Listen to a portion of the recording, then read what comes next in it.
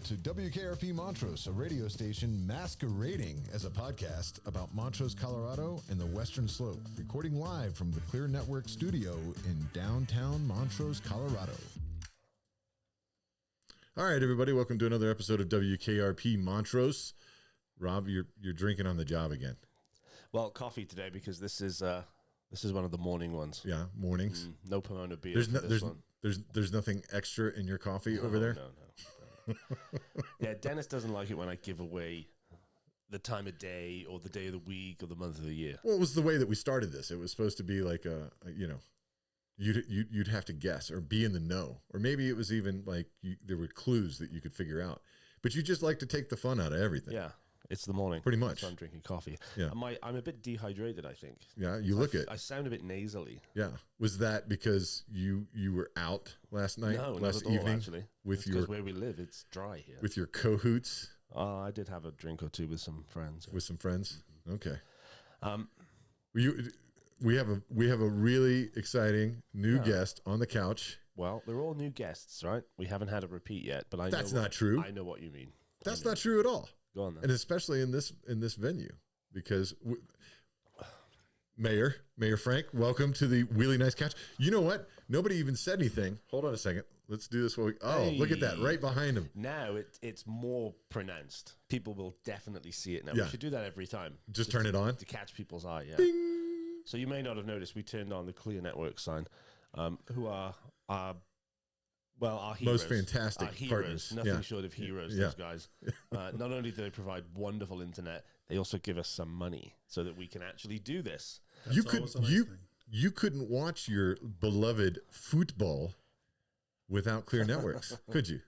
No, with other internet companies, it's all pixely and it's not good. Yeah. But with Clear Networks, it's like goal. Oh, exactly. Oh, always. Is that how it happens? Always Clear Networks until they decide they've had enough of our nonsense. Okay, let's hope that never happens. Yeah, let's. So back to the guest. Who's on the cast? To the mayor of Montrose. Yeah, Mr. Mayor DaveFrank, who this time last week, 2 weeks ago, maybe you were not Mr. Mayor. Correct. You were councilman. I was going to say regular, just DaveFrank. Mayor Pro Tem. Mayor Pro Tem. Okay. Which sounds a little fancier, in all honesty, a little Latin in there. But when did you actually become the mayor officially? When was the ceremony? This is the first meeting in May. Okay. And that was a kind of a little bit of an aberration because normally the way our system is set up and according to our charter is that in middle April we change jobs. And our charter actually specifies that we have what's called a council manager system of government, where we don't have a strong mayor that runs the world and king of all that he surveys. What we have is a council where the mayor is just kind of one of the team. Right. No extra power. I just got to sign a lot of papers. Do you get the giant pair of scissors though that you need occasionally to cut ribbons? I don't get those scissors. Oh. No. Do we have a key? I would abuse them if I had them, I'm sure. Yeah. Do we have a key to the city? We do not have a key to the city. How do we get a key to the city? Yeah, I'm wondering. I could look into that. We actually discussed that a few years ago when I was mayor the first time about doing a key. Oh, this isn't your first seat? No, this is not my first time. Not my first rodeo. Oh. And how long have you been a councilman? 5 years. Okay. But this is your second stint. This is my second term as mayor. Okay, let's go back to the key thing because I quite like the idea of. I know because you want the key to the city. Yeah, I would unlock door. I mean, I'm hoping it's like some kind of skeleton key that opens various. Oh, doors. you want it to be like a real key? Well, not a ceremonial key. I'd like a big ceremonial key too. We'll get to some serious stuff in a second here, but what would one have to possibly do to receive a key? You know, in the broader sense, what do you have to do to be given the keys to the city? Since we're like purely hypothetical, yeah. You have to like go into a burning building and save school children, or like what else? land an airplane blindfolded, saving the entire crew and passengers, or Okay, we're talking extreme value. Let's to lower the the city. bar. Do you have anything? Do you have anything more like? Helped elderly people across the road. Yeah, I would be willing to give you that one, maybe, depending on the elderly people, and if they wanted to actually cross the road. Right. Yeah, you can't just pick an old person up and just like, hey, I'm helping you cross the road. Yeah, that's kidnapping. Okay. They tend to frown on that. We're going to work on that because I would quite like to to have a key to the city. What if we just like used Rob as like the crash dummy to teach people about crosswalks on Main Street, and we just like that's mean. if You we know, I might be willing to think about that one too. That's mean. why Anyway, let's talk to the mayor about mayoral mayoral things? No, not mayoral. Come on. I just said it right. No, mayoral. You added an extra I in there. Well, it is okay. It's spelled RIAL, right? You make this tough sometimes. Okay, You know? I'm sorry. Well, what are those things that you want to discuss? Just city stuff. Because You bet. you are one of the few guests, like Bill Bell, like Blaine Hall, Chief Blaine Hall, where we typically might ask the public to give us questions for you. We have enough, I think, today, but you might, you qualify also, I think, potentially as a return guest, because this is a city that is ever changing. Yes. We have a lot going on. Yes, we do. And people always have questions, but it's also good, I think, an opportunity for you to tell us and the two viewers what's going on now and what we can expect to see in the coming months and years even. So what are you have some questions, Dennis? Well, I specifically, the future of Montrose. I threw out there that I would like to have a, we're fortunate enough to get Bill out here every once in a while, our city manager, and we've given him his own piece on WKRP called The Bell Curve. And which is what Dennis is quite proud of. well, part of that is like, I feel like we try to throw Bill some curveballs to see if we can, trip him up a little bit. We haven't been able to do it yet. Yeah. We'll get there. We'll figure it out. Yeah. But I had this idea for you. He's extremely proud of this too.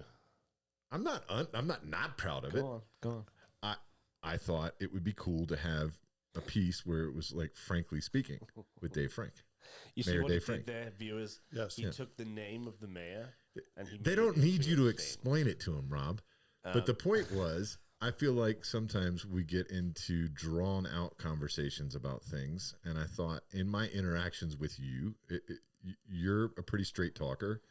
And it's a pretty easy conversation to talk about even difficult topics with you, because I feel like it's just kind of factual and straightforward. And so Yes. that was my thought process. Is It reminds- frankly speaking, You know, I'm on board. If Okay. if that's the direction you want to go, I'm on board. It reminds me of that joke. Have you ever heard that joke where somebody says, "Hey, can I be frank with you?" And yeah, he goes, no, "Okay, can I be still honest with you? No, no. It's can I be honest with you? It's can I Oh, be no. frank with you? Can I be frank? Okay. And I'll Can tell I- you what, can I've I heard still be this Rob? my entire life. Yeah. So when I was a little kid in grade school, people were like, "So, are you going to speak frankly with me?" I'm like, "Well, yeah, Yeah. I have to. Yeah, you have to. yeah, by it's default. genetically built in. I don't have Yes. much choice." And this is the great thing is it only really works with you. Like the next Bayer, you'll have to come up with something a little bit more clever, because this is low hanging fruit.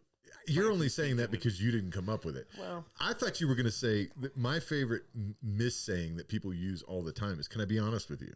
And I'm like, "No, please don't." Because No, but- if that's not the way you're normally going to talk to me, then just keep doing it the way you were doing that's it. true as well. No, the joke is somebody says, "Can I be frank?" And you go, "Okay, No. can I still be Rob though?" Yeah. You Yes, and you have There's to have no- the but hold on on. that. Yeah. When you hear that. I'm not in the right. I missed the opportunity. See, I can't do it. I can do it now. Here. There we go. That was Wow. that was a great joke. This Good is job, actually, Rob. You know what? This is actually really. It's important though that we don't really do much research, and we're not professionals, as you might be able to tell, which is why we miss those opportunities. So you were. Let's get back to the thing that you were trying to get to. So some of the questions I have. Let's start with an easy one. Sure. Right. What's coming up that you're really excited about happening in the town or the city that you think it will be a great part of being that figurehead as mayor, to be able to share with people? Is there news? Is there Sure. information, something that's coming out that you're like, hey, there's some really cool things going on, and I'm going to be excited to be that person signing these things or letting the public know about it. Anything you could share with us today? Honestly, everything the city's doing right now is something I'm pretty proud of. The main thing, though, I'd really highlight is our public works facility. Mm-hmm. That's a big project. Oh my gosh, it's a big project. And we actually had somebody that were less than enthusiastic about our project and the way we're having to finance it. And then they went and toured the old public works facility. Right. And then it becomes real obvious real fast. It becomes really obvious really quickly that this isn't just needed, it's a dire need. Because these guys are working in this building that was built in the 50s, 60s, 70s, and 80s. Yeah. It's patchwork quilt. It's really poorly insulated. The equipment doesn't fit. That in the winter it's cold, in the summer it's hot. And so over the past 5 years, really about the 10-year period, but the last 5 years, we really started focusing on finding a good space for the public works facility to go. Yeah. We thought about building on the site that it's already on. Unfortunately, it's right next to the airport. Right. And FAA has all sorts of restrictions. Yeah. And Like you can't be within a certain height height limits, or radio feet equipment. from the runway, which you guys are backed right up to it. Backed right up to it. And so we kept this entire concept.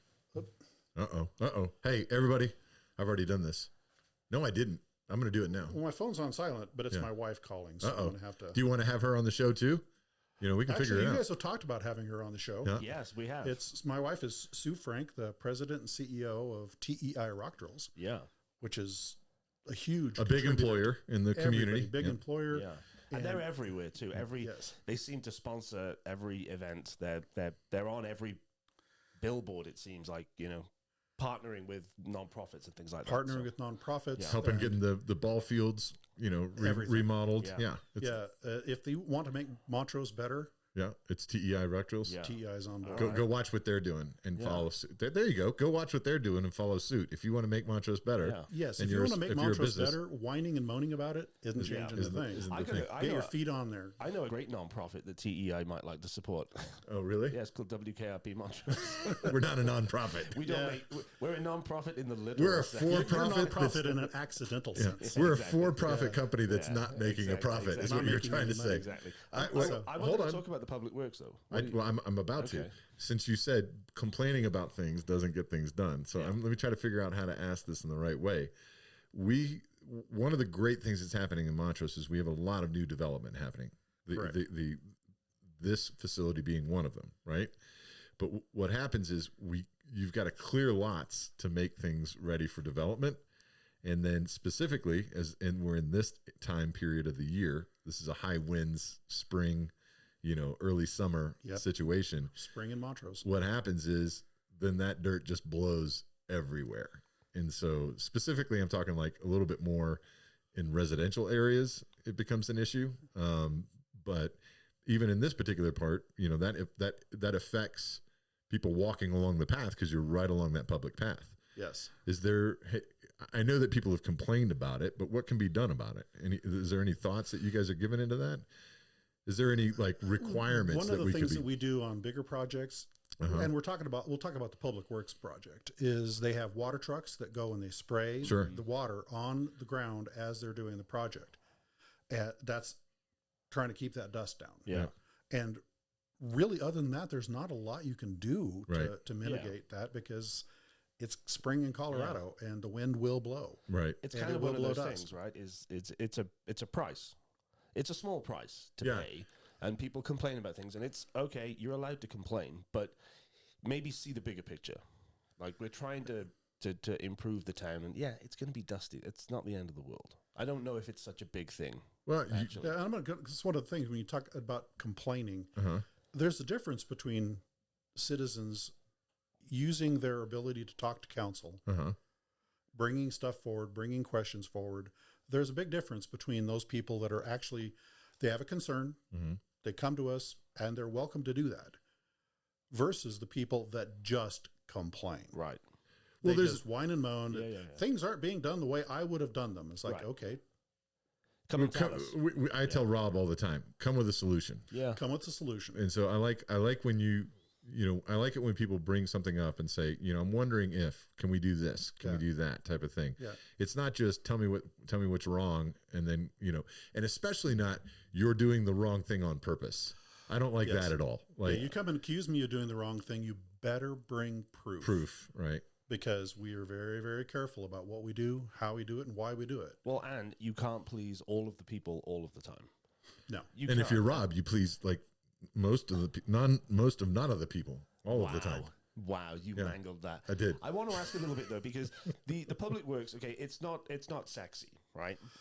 But it's essential. So can you tell us what the public works department does? How do we appreciate them without, people who don't really know what they do? So the Public Works Department picks up your trash. They pick up your recycling. They also do all of the repair on the roads. They do all of the striping. They do whenever you have an excavation, they're the ones out there with a vector truck doing the excavation to repair waterworks, sewer works, and to collaborate, either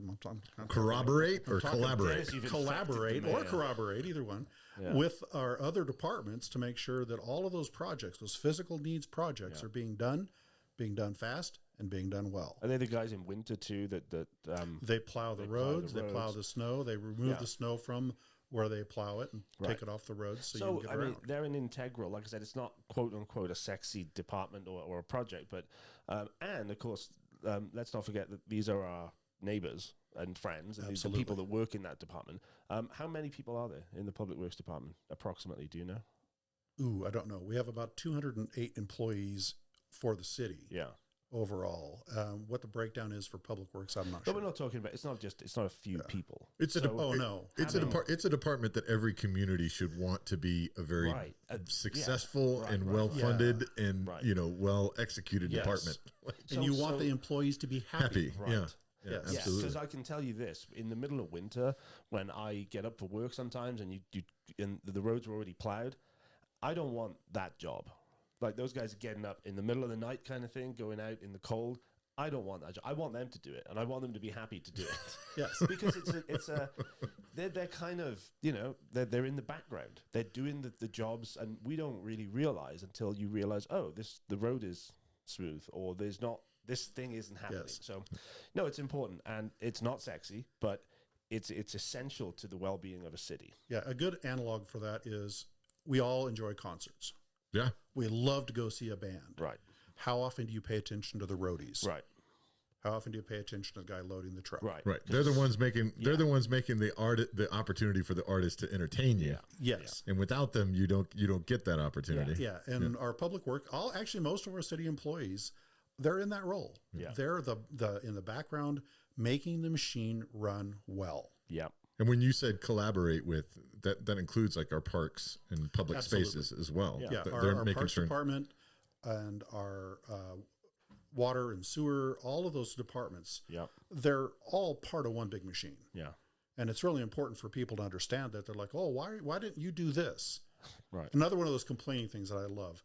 People say, there's a tree branch. Yep. And exactly. Where is it? Yeah. What's wrong with it? Is it on city-owned property? Is it in a park? Right. You gotta give us information. People complain. There's a pothole on my street. Well, I'm sure there is. What street are you on? Right. What part of that street are you on? And how this leads me into, I think I have the app, but how do we? Well, communication is key, right? And if there is a pothole, there is a way to report this stuff, and the city have made it easier with the app. Yes. And what's the app called? The app is called See Click Fix, and it's pretty straightforward, right? You can download it off of your app store. Yep. For whatever your platform is, and it's a great app because you can actually go onto it. You can report exactly the issue, exactly where it is. You can show a picture of the pothole or the tree branch or whatever it may be. One of the things that our streets division really prides itself on is that if you report, and I've had this, I test it out. I report potholes. Right. I drive around the city and I report potholes. Right. They fix them or fill them, depending on the season, of course. Yes. Within 24 hours. So what's really good about this app is you can also see all of the requests. So you can go onto a map and you can click on.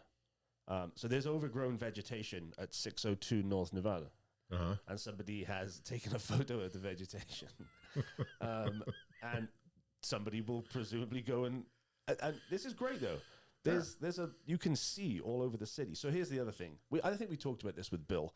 Is there wait, are hold going to on. be issues. If you want to complain, great. But use the app. And then if it's not fixed in a couple of weeks, then okay. Then you have the right to come back and say, hey, but don't just shout into the void. Correct. And by the void, I mean Montrose message board. Yes. Not to get specific. Yeah, but that's where people go to complain. But Yeah, and they don't complain to us. no. Of course not. No, because then we might fix it. Yeah. And then where would their enjoyment be? Exactly. You guys are having a great time with this. Great. I think that there's a difference between definitely don't be a keyboard warrior. Don't just put something out there to just put it out there and to try to be negative about it. Look for a solution. There's great methods and opportunities for you to be able to do that. Yeah. Try to be good neighbors, though. By the way, Rob couldn't have picked a better situation. There's overgrowth in a certain area. Yeah. Like, hey, let's try to focus on things that are really. Well, not just that. Can we focus on things that are really impacting you from day to The day? thing is, Like, that photo. Yeah. I know that's To an be opinion. fair, that You know, overgrown vegetation. I have reported overgrown vegetation because it was impeding the ability of people to walk on the sidewalk. okay, but that's a real thing. So there's That a impacts. rationale, and there's Yeah. a reason why you're able to report that on our app. Right. Is because if you can't walk down the sidewalk with your dog or ride your bike, that is a problem. Absolutely. So- But then, tree limbs. but in Yeah, all well- fairness, Mayor, I had a city employee come to my house to tell me that I had overgrown weeds in the back part of my property, and I don't live in the city. I live in the county, and so there is that, and I had to go back. I got a citation, not even a deal. I got a This is not citation your that was left. opportunity to grind your personal. No, hey, I'm going to put out there. There's a what? conversation. Right. Like we're going I'm to be available for all of that. right. But, So but be yeah. frank with him. So See what I if did I could there? be frank, sure, please. you can be. I'll be Dennis. Yeah, If something like that happens, you started this, Rob. Yeah, if something like that happens, where all of your property is in the county, Right. and you are not in the city limits, Correct. then you have a venue of saying, "Hey, I'm not in the city limits." Right. So let me get this out so that I get that. I contacted the city. Mm-hmm. Didn't have a problem. They recognized that that my property doesn't extend into the city. The problem is we have a common area right on the back side of my property that does. I am literally on the line of Right. city and the county. I live in Solar Hills Ranch. Yes. So anyway, but what I want to say is I went through the proper channels. I reached out. It wasn't an issue. It was resolved really quickly.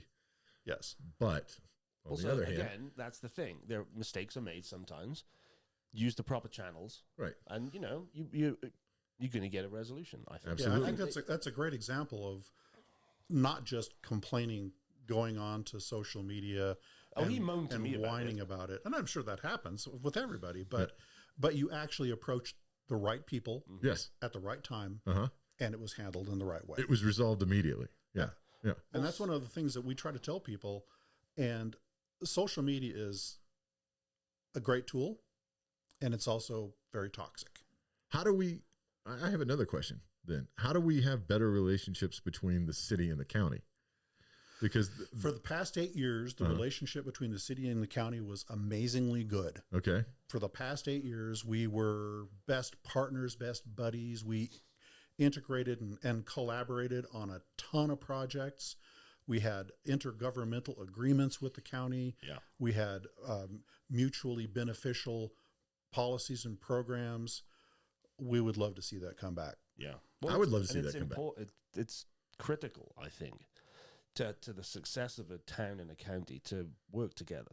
Yes. And it sounds obvious, but working together is kind of important, especially when you have like the event center, right? That is right pretty much downtown. Like, Yes. it's, I don't know, it seems counterproductive to not work together. But One of the things I love to remind people of is that every citizen of the city of Montrose is a county resident. That's correct.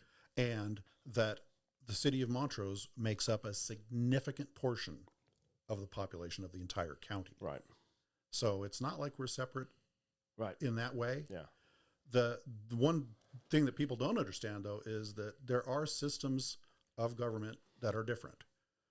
There are statutory cities and counties, which means that they're guided completely by state statutes. And then there are home rule municipalities. Which is what we are. And counties, which is what Montrose is. Okay. And we actually became a home rule city in, I believe it was 1914 or 1920. We were one of the first 5 cities in the state of Colorado to become a home rule municipality. And what that means is that we set our own policies. We set our own rules. We are, of course, still bound by state laws, but policies, procedures, operations, we determine our own fate. And an example of that would be like our position on not having retail marijuana in the town. Yes, exactly. So Montrose has that choice to follow the state or not follow the state. On certain issues, yeah. Right. On certain issues. Yeah, marijuana is probably the biggest one. And I guess people don't fully understand. Where's an example that you think that people don't understand that capability where they're asking or requesting or complaining about something that really is like, hey, we don't have the ability to do that because that's a state law, and you're assuming that we can change it because we're home rule. Do you have an example of that, or one that you're willing to share? One that's a hot button right now. Sure. Immigration. It's the one he's thinking about. Right. Yeah, immigration is the hot button thing, and we have certain members of our community that want us to become a non-sanctuary city. We are already not a sanctuary city. In order to be a sanctuary city, you have to declare yourself to be a sanctuary city. You have to have programs, policies, and funding in place to do those things. A sanctuary city is one that says, we're not going to follow the law. So we've never said that. So we're a sanctuary. We are a non-sanctuary city by default because everyone is until you announce and make moves. Correct. Right. And that's one of the biggest misconceptions. And people, they're kind of locked into their little mindset. Yeah. But one of the things that we talk about is state law determines that our law enforcement can and cannot do certain things. Right. The county is bound by what the state statutes say. We have the determination is like, well, we can say whether we're going to do certain things or not. Right. And, retail marijuana is another one of those that when I think it was Proposition 67 first came out, that they gave municipalities the option of opting in or opting out. City of Montrose decided, and they took it to a vote, and the voters said, no, thank you. Right. We don't want recreational marijuana sold in the city of Montrose. Montrose County did the same thing. Over time, when state statute says you will do, the city of Montrose can say, we don't have to. But no. Yeah. Another great example is tax. That the city of Montrose determined that we looked at our hotel and occupation tax that was in place, and we were 0.9%.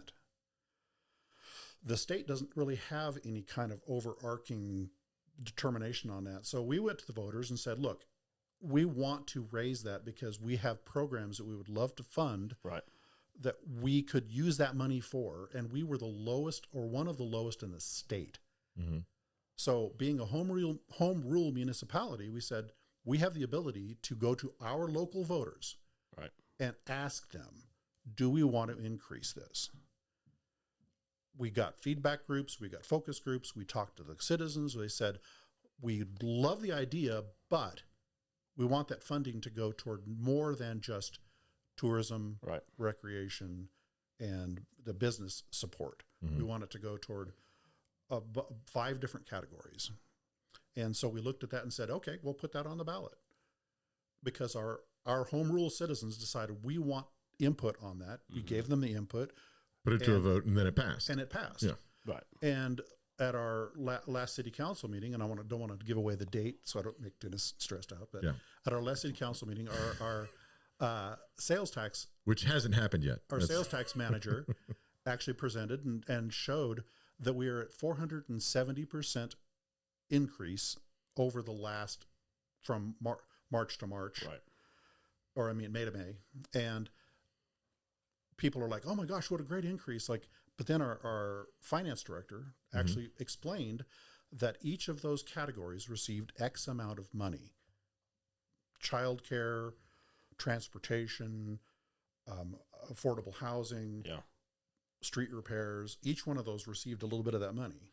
And what's something let's use transportation real quick. What is something that has been, do you have any examples of how that money has been used? Has it been allocated yet? And is there anything awesome that's come out of it of being allocated or used? It's still early stages. Okay. So that money is in a special, you can call it a special account, but it's just a accounting.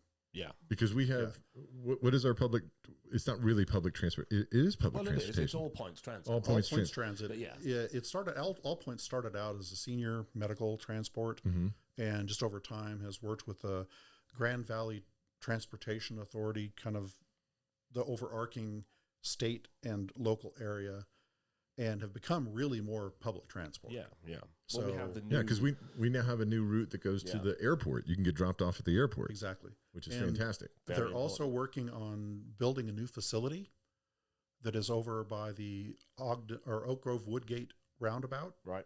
That is being constructed currently. And we understand it's a pain in the neck, and we're sorry, but we need to do it. Right. And so they're going to be able to we're going to be able to provide some of that funding to help them. And as an example, this is not a specific thing, but if they come to us and say, hey, we need a little help funding for our horizontal infrastructure, we got to build sidewalks that go over here. Yeah. We have that funding available. That's awesome. So we should, and I'm not going to say that that's what we will do, because right, but it's an example. It's an example. Yeah. Can we build a high-speed rail between here and Grand Junction? Well, we thought about that. Also a zip line. Yeah. There we Just go. like a 60-mile Really, zip a line. really How about a low speed, slow moving. Yeah. But can we do those like pumping carts like between here and? You wouldn't get to Olathe if you had to do it. I could make it. I wouldn't get to the center of Montrose. I mean, no, it's not really. But it's, I guess, a good example of, I mean, especially that tax, because that's actually the like occupancy tax. It's not something that the people of Montrose typically have to pay unless you do a little staycation. Correct. It's visitors who come here and use the city. They are the ones who are paying that tax. So yes, it's kind of free money for Montrose. You know, we're going to use that money that visitors bring in, and we're going to use it to benefit the people who live in the city. Yes, that's a no-brainer to me. Yes, one of the things we told people when we were first presenting it was that every person that comes into Montrose and stays in a hotel, they eat in our restaurants, they drive on our streets. We have to clean their room. We have to wash their sheets. We have to have, for the people that are doing their meals and washing and cleaning the rooms, they have to have childcare. So all of those things that are a small drain on our system from having the tourists here, we're offsetting by having this increase in the tax. And I want to reiterate, though, it's important that it's not just a wild increase. We were one of the lowest. It was far below what other municipalities were charging this occupancy tax. So it was time anyway to move with the times. Yes. And it's generating revenue that benefits everybody. Yes. And now we're not like top of the heap either. Right.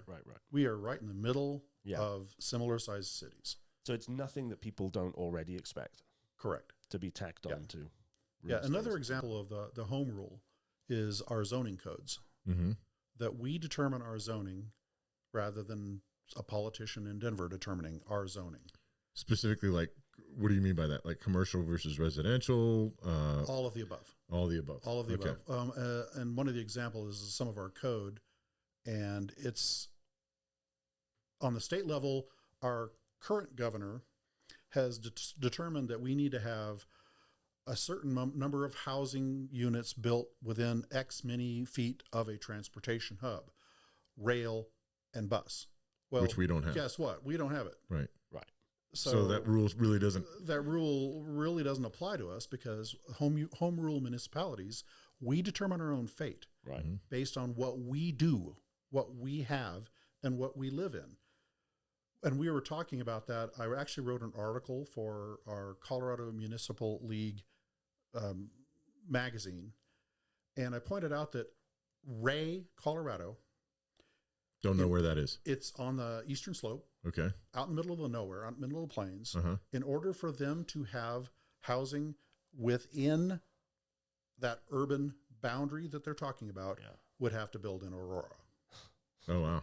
Because it has to be near a transportational hub. Exactly. It's like, well, you're kind of asking us to go way outside of our jurisdiction. Right. All right. Well, that's a good segue here. I wanted to ask you something that you thought might be difficult during your mayoral term this time, and housing is something that I'm really interested in. Not specifically for me. I'm lucky enough to have my place. I've gotten my little section of paradise here. What I'm really concerned about is the next generation coming up, and I'm talking, let's say, mid-20s to early 30s. Looking to find their place here in Montrose. Right. And we're talking about those people, by the way. Don't say those people. They're coming to our community to work in our hospitals and work in the school district and stuff. So correct. They're important, very important to the growth of Montrose. So where do they live? So one of the things that the city did recently was we did a housing needs assessment. Mm-hmm. And one of the things that we found out was that working class housing mm-hmm. is the big need.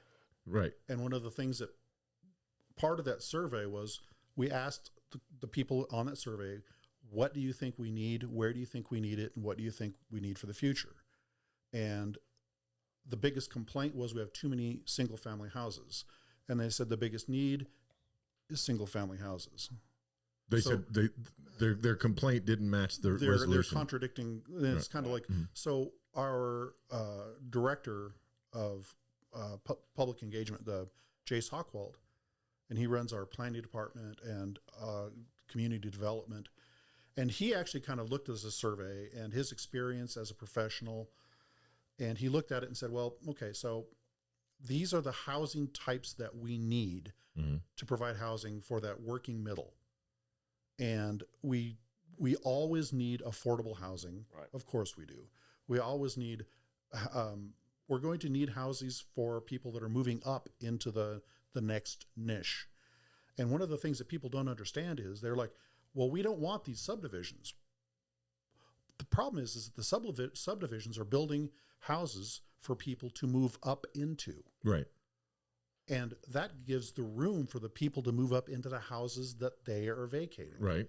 And so on and so on. So every time we create a new house for somebody to move into, it kind of cascades up through the system, allowing these 20 to 30-year-olds somewhere to get a house. Right. The things we can't control are the interest rates from the federal government. Right. We can't control banking policies. We can't control down payments. We don't have any control over that. You can't control private investment for development into the area either. We cannot. But you have done things to try to make it easy for those people to come into the city, i.e. the Colorado Outdoors project that you have and the infrastructure that you put in there. Yes. Give us an update. What happened to, like, we got the base camp apartment building over there, which is a really pretty development. Yes. It's in a great location. You've done a great job. They've done a great job. Everybody that's been involved has done a great job in making that look like a really nice place to stay with great access. You got immediate access to the trail. You've got, pretty close access to the airport if you need to go there, and really close access to come to downtown if you want to. Mm-hmm. It was my understanding in early conversations there that there was supposed to be a lot more capacity in that project, and also some additional, as you put it, phases of types of housing, right? Yes. From, let's talk about multifamily, which would include apartment complexes, right? But then like some duplexes types of things, which would be private ownership, which is that like next step to kind of graduate you into, to then maybe single family homes as well. Do you have any insight or any information you can share? Like that project felt like it was supposed to be bigger. We got some density over there, and then it seems like crickets now. We'll say it's still on the radar. Okay. But the private developer that was going to build all of that housing down on that southern end of the URA had issues with his financing. Okay. And construction costs, et cetera. He put it on the back burner. Right. We don't build houses. Right. Mm-hmm. We don't help with the financing and infrastructure for private owned houses. The city does have a program in place to help with multifamily housing, apartment buildings, more than just a duplex. Yeah. We don't really help with duplexes either. There is another project that is on I would say it's not even on a back burner, but it's on our URA's project list that is going to be building a multifamily apartments right across the street pretty much from Shelter Distilling. Okay. And there's going to be, I'm going to say, I probably give the number wrong, but like 180 some units available.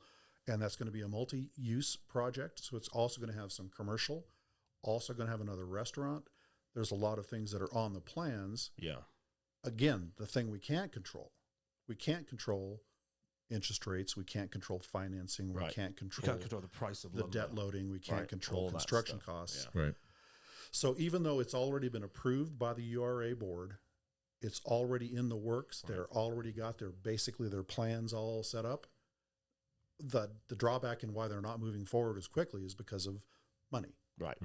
I think if I'm thinking about the right place, there's already like some of the utilities are, I think, already in, right? If you go down there, you can see the utilities, kind of poking out of the ground.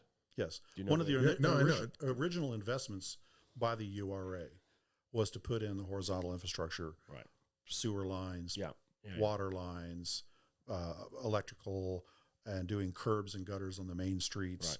We just recently added an additional paving right to the north of Trattoria di Sofia on that little section back there. I like how he said that. Yeah, properly.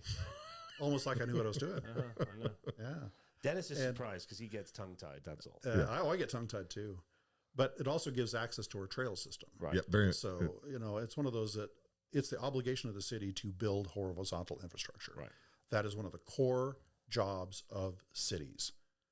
Give you water, pick up your trash, give you streets to drive on. While we're talking about Trattoria, can I ask a quick question about the building?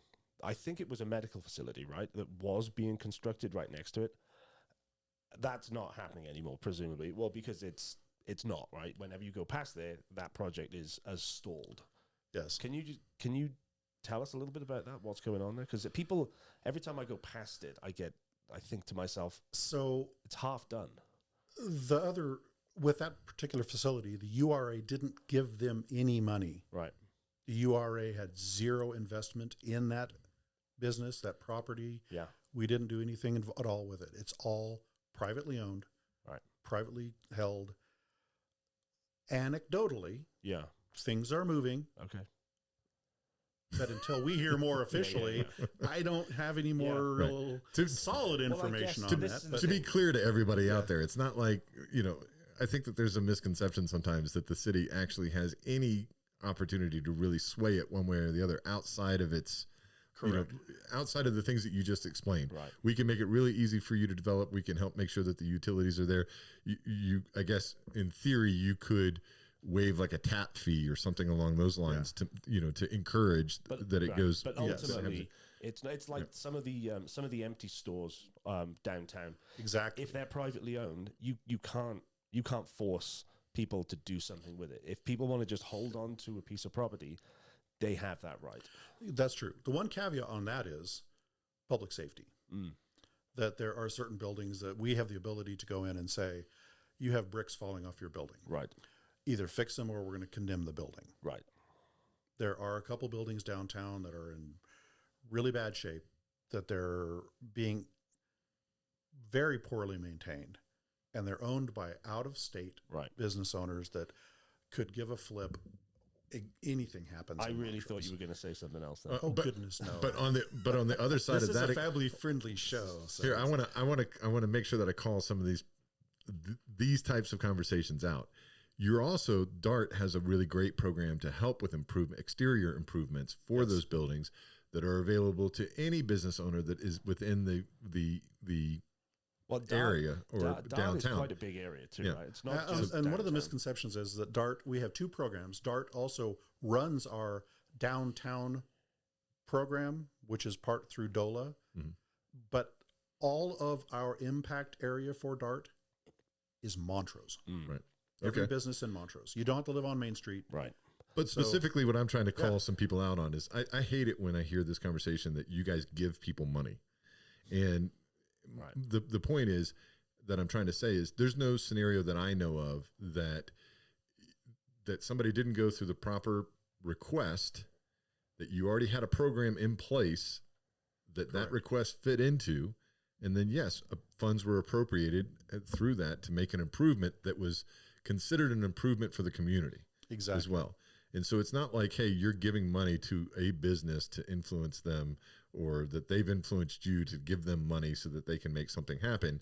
It's a process that any of you could apply for. You've got to take the time to go look and read and fill out the proper, information and ask the right people, go to the right, show up at the civic meetings that you're there, and you can find this information. So I don't want you guys yelling at me for this, but I do think it's appropriate to say, like, hey, there's some accountability there. Don't say, hey, you're giving money to somebody else and not to me. Well, did you go through those channels and did you ask for it, type of thing? It just takes us back to that whole thing of people complaining into the void, expecting things to get done without knowing what they're talking about. Yes. Hey, if you don't want to play if you don't want to be part of the process, right, you can't be part of the answer. Right. Absolutely. Yeah. And what you're referencing is we have a facade grant, and the facade grant is through DART, but it's a matching grant. You have to put money in. Right. And depending on the historical nature and designation of your building, it's either like 50 cents on the dollar, or, we have different formulas and metrics based on what you need done, how much you need done. And, but it is a grant. And when we talk about that, and there's other grants we have available too. It's an investment in our community. Absolutely. And one of the things that I'll bring up is our kitchen grants. That we have a lot of people who are like, well, you're just giving them money. Like, yes, and we'll give you money too. Right. Go through the proper channel, ask for it. Proper channels, ask for it. We'd be more than happy to give you, involvement in this program as well. Yep. But one of the things we like to point out is that each one of those applications that come to us, we have either a 3 or a 5 year projected revenue that's going to be paying back that investment. That's a great point. It's an investment in our community. If you help get this kitchen off the ground, there's an expected income that comes in through that business that they have to pay taxes on, that then that money comes back in to feed back into that program. So essentially, it's an investment. It's an investment. It's not giving money away. Exactly. And one of the things we also point out is that people are like, oh, well, you gave money to these people over here. Like, absolutely. Because there was a vacant building. City of Montrose doesn't get property tax. We do not collect property tax at all. Right. So vacant buildings are useless to the city. Vacant buildings generate zero. Right. They're also an eyesore. Yep. They're also a health hazard. So if we have a grant program that helps fund... They can be a safety hazard from a might be a safety hazard too. And there are some that were that way. Right, yep. And by granting them that money on a projection of return on investment, we take what is a vacant building generating zero. Right. There are no employees. There are no benefits. There are no sales tax. There's no lodging tax. There's no people living in apartments above it. Yep. And we change that by making that little tipping point where an investor might come in and say, hey, I would love to rework that building if only I had that little bit of extra to make it where then it makes sense. It pencils in. Right. Yep. We do that. Yeah. People don't understand that one little line item on the spreadsheet is the difference between whether or not it happens or not happens. Yes. And it's whether or not they even invest in Montrose. Right. Absolutely. And to us, that's a win-win-win. Right. Because we're getting that business in there. We're fixing and rehabbing that building, and we're generating sales tax for the city of Montrose that helps fund all our other programs. Well, and the thing is, there are other communities out there who offer similar programs. So if we don't offer as a city incentives, then people will go elsewhere. They will open restaurants and hotels. Absolutely. And then we, as the community, are the ones to complain. Why does Gunnison or why does Durango have this, and this, and we don't? You go, well, there are reasons for that. Yes, absolutely. Do you want to talk about your thing? Well, first of all, frankly speaking, we're running out of time. We haven't been very... Okay, so you're Frank now. Yeah, I'm Frank. But do you want to really quickly talk about your new initiative that you want to push forward? why we don't have something that we feel like we should have? I don't know what he's talking about. An ice skating rink? Oh, yeah. Oh, wait, now he's We're excited getting again. an ice skating rink. The mayor doesn't know this yet. In fact, nobody knows this. But we have an ice hockey team here called the Montroses. We'll talk about the name. But they go to Junction to play hockey. And we had Curtis from Partners here, and we talked about it after the podcast. Anyway, long story short, we want an ice hockey rink here. I don't even skate, but I quite like ice hockey. So if you're interested in ice hockey and having a rink here, get in touch. Yeah, send us a message. And then ultimately we'll go to the mayor and we'll go to the city manager and hassle them until we get a hockey rink. Okay, so I'll give you the same answer I give about why don't we have a Costco, why don't we have a Chick-fil-A? Yeah, why don't we have a Chick-fil-A? Because market density and utilization. Right. The ice hockey rink in Grand Junction has failed 3 or 4 times. Correct. And each time that it fails, they get a new investor, a private owner Yep. that wants to come in and put private money. Yeah. And I would say the same thing I would say for any other project. If you have private investors that want to build an ice hockey rink in Montrose, we will be more than happy to work with them on the easier code, the utility offsets. So if we do it and make it successful, we can also like stick it to Grand Junction a little bit because theirs is right. Right. Well, I think that there's multiple. There's other things. I think the idea is that we can dream bigger here in Montrose, and there's Montrose. We can dream bigger. There's opportunities that people don't know are opportunities when you talk about like the NHL wanting to make sure that they have programs in rural communities we that could have the next Wayne Gretzky being born in Montrose Hospital today. Dude, you're so old. You're so old. It's Ovechkin now. It's not Wayne Gretzky. It's Ovechkin. And the point is, though, that kid might never fulfill his or her potential if we don't have a hockey rink. That's true. There you go. See? All right. Well, we're gonna have to start wrapping it up. Is there anything that you want to? Is there anything that we missed? This is the first. Well, this is the thing. There's a lot to talk about. And I'm sure we could go on all day, but I guess you'll have to come back. I guess I'll have to come back. We'll bring the mayor back. Be happy to do that. Next time, we'll have questions from the public. So just like Bill, you seem very comfortable, and that makes me uncomfortable.